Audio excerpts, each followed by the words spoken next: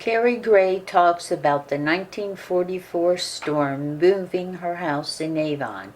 Mrs. Gray was interviewed in 2003 by Barbara Garrity Blake for the Cape Hatteras National Seashore Ethnohistory Project. The Outer Banks Community Foundation provided funds to digitize the original recording. We was in this house. We were sat in a big church, but it had a great big another, room, a L shape onto it.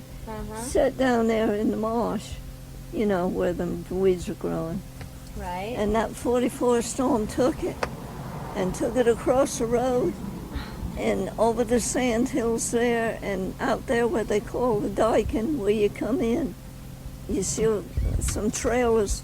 As you come in Old Avon Village, they call that the Dyken.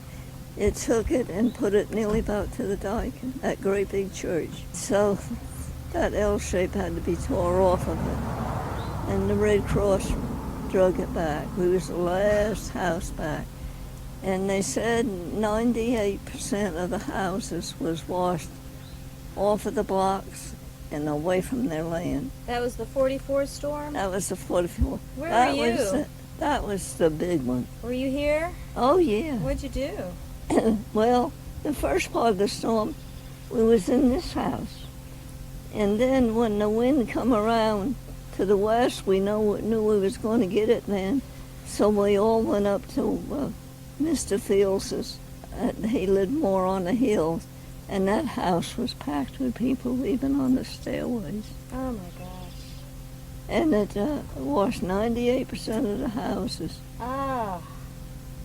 So then after that, a lot of people had to start over with their houses. And Yeah, the Red Cross drug them all back. Did you say the Dyken? Is that like a dike?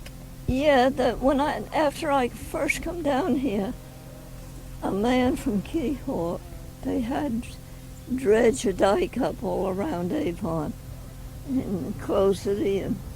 Ah. Just And to keep it from flooding all the time. Yeah, the sea tide used to run in all the time, too.